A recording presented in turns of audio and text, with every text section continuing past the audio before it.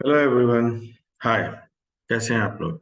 Bashir Khan, B for basic की तरफ से आपकी खिदमत में दोबारा हाजिर है। आज हम बहुत एक इंटरेस्टिंग चीज़ देखेंगे। हम बात करेंगे रिलेटिव एंड एब्सोल्यूट रेफरेंस पे। कहने को तो बहुत बेसिक सी चीज़ है, लेकिन ये इतनी इंपॉर्टेंट है कि आपको इसका समझ आना बहुत ज़रूरी है।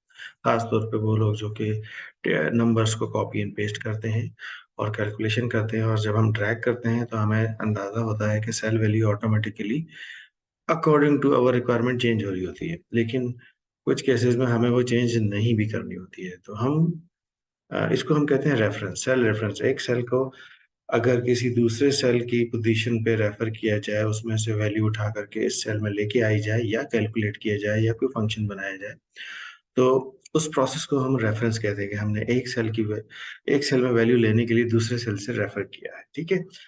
सेल रेफरेंस दो किस्म के होते हैं। एक होता है रिलेटिव रेफरेंस, जो कि कॉमनली हम यूज कर रहे होते हैं। दूसरा होता है एब्सोल्यूट रेफरेंस। ठीक है।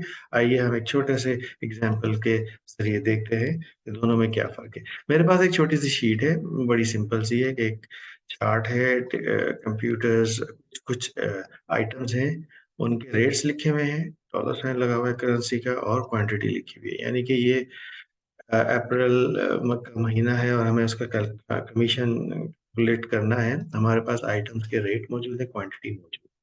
सबसे पहले तो हम एक बेसिक सा फॉर्मूला बनाएंगे, इक्वल्स टू, हमें रेट को मल्टीप्लाई करना है क्वांटिटी से। जैसे ये करके मैं एंटर करूंगा तो आप देखिए 8700 का एक अमाउंट आ गया। यानी कि कंप्यूटर्स जो $150 के हैं वो 58 बिके हैं, तो इसका अमाउंट $8700 होना चाहिए। अगर इसको मैं ट्रैक कर दूं तो एक दफा फंक्शन लिखा है, दोबारा लिखने की जरूरत ही नहीं है। और मैंने ये सारा क्वांटिटी को मल्टीप्लाई करके रेट से सारे आइटम्स की अमाउंट बना ली। ठीक है। आखिर में इसको मैं सम कर देता हूँ। बड़े बेसिक तरीके से इसलिए कर रहा हूँ ताकि आप लोगों को हर चीज समझ आ सके। ठीक है। ऊपर जाते हैं, इसको रेंज लेते हैं, ब्रैकेट क्लोज करते हैं। टोटल अमाउंट बनता है 17,525। ठीक है। अब जब मैंने पहला फॉर्मूला लगाया, अगर मैं इस पर क्लिक करता हूँ तो आप ये देखिए एक्चुअली क्या था कि C7 जो कि ये सेल है उसको मल्टीप्लाई किया है D7। यानी कि C और D के 7 रो को हमने, रो में जो मौजूद सेल है उन कॉलम्स में, उसको हमने मल्टीप्लाई किया। ये था फॉर्मूला जो मैंने बनाया। उसके बाद जब मैंने उसको नीचे ड्रैग किया तो वो C7 C8 में कन्वर्ट हो गया। इस तरह मैं और नीचे गया, जो C8 है वो C9 में कन्वर्ट हो गया। दैट मीन्स मैंने जब नीचे की तरफ उसको ड्रैग किया तो रो नंबर्स चेंज होना शुरू हो गए ऑटोमेटिकली फॉर्मूले के। ठीक है।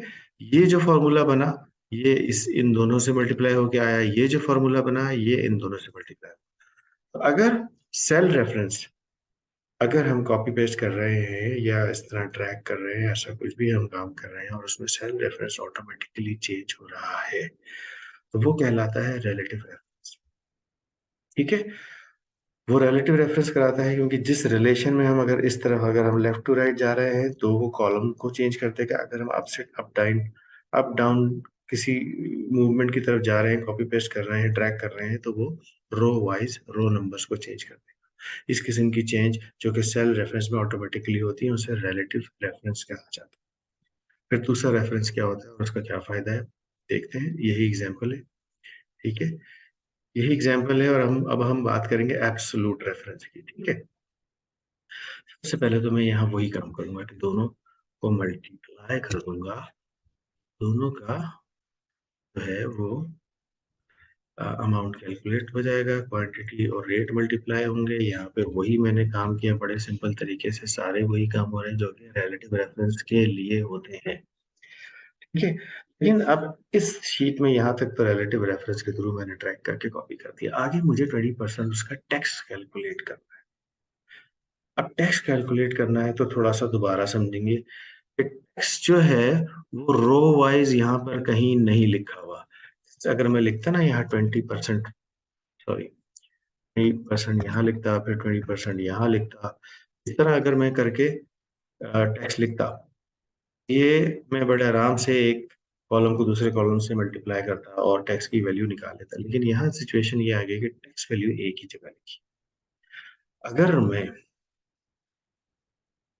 टोटल अमाउंट जो 8700 बनता है इसको मल्टीप्लाई करूं इस टैक्स वैल्यू से और एंटर प्रेस कर दूं, तो जो टैक्स 20% अमाउंट बनता है 8700 का, वो यहाँ वैल्यू आ जाती है 1740।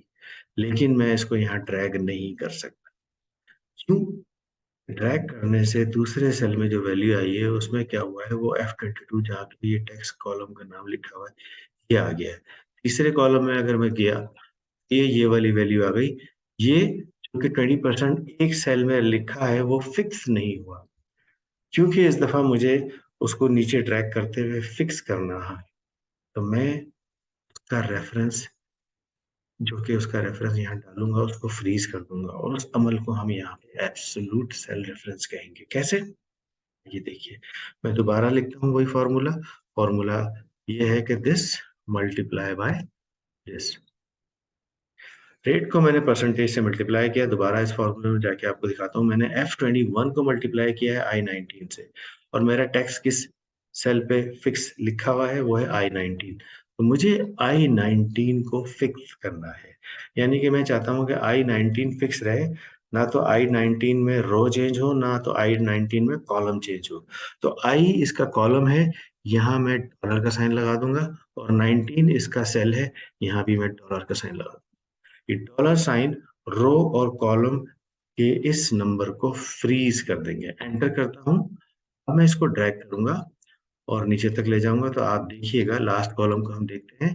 तो F27 यानी कि ये वाला कॉलम मल्टीप्लाई हुआ है, लेकिन हुआ इसी से क्योंकि मैंने रेफरेंस में I19 को फिक्स कर दिया था। किसी सेल रेफरेंस को हम फिक्स कर दें, उसको अपनी जगह से मूव करने के लिए रोक दें, वो एब्सोल्यूट रेफरेंस कहलाता है।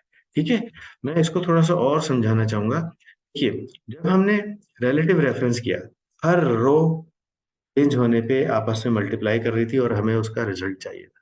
ठीक है, दोबारा मैं इसको कर लेता हूँ। इसको मैं मल्टीप्लाई करता हूँ, इसको मैं इससे मल्टीप्लाई करता हूँ, वैल्यू आ गई। ठीक है, ये तो मैंने जब स्क्रॉल किया, क्योंकि रो वाइज ही सारी कैलकुलेशन हो रही थी, तो रो नंबर चेंज हुआ और मुझे उससे फायदा हुआ, मुझे वही चाहिए था। लेकिन जब मैं इधर आ जाता हूँ, यहाँ सिचुएशन ये हो गई कि जो अमाउंट यहाँ मैंने डाला है, जो कि बनता है टोटल अमाउंट, ठीक है, इसको मैं ड्रैग करता हूँ इससे, तो ये आ जाता है टोटल अमाउंट। सॉरी, बीच में आ गया।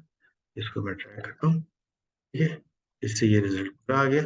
लेकिन हर सेल, एरो मैंने रेड कलर के इसलिए बनाया कि हर सेल को टैक्स के लिए मल्टीप्लाई होना है इस 20% से। इसलिए मैं यहाँ पे इस वैल्यू को लूंगा, मल्टीप्लाई करूंगा, और मुझे सेल रेफरेंस ये चाहिए, और इसको मुझे फ्रीज भी करना है।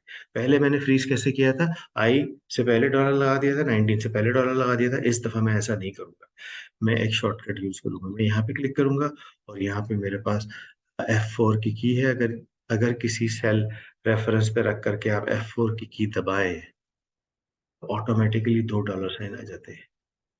ठीक है, अगर आप दोबारा F4 की दबाएं, एक डॉलर साइन रो पे आ जाएगा। अगर आप दोबारा F4 की दबाएं, तो कॉलम के आई पे डॉलर साइन आ गया। अगर आप दोबारा F5 दबाएं तो डॉलर साइन गायब हो जाएगा। तो F4 जो है वो आपको शॉर्टकट की है, जो कि एक सेल रेफरेंस को एब्सोल्यूट सेल रेफरेंस बनाने में मदद देती है। इसको मैं इस तरह ट्रैक करूंगा और मेरा मतलूबा रिजल्ट मुझे हासिल हो जाएगा।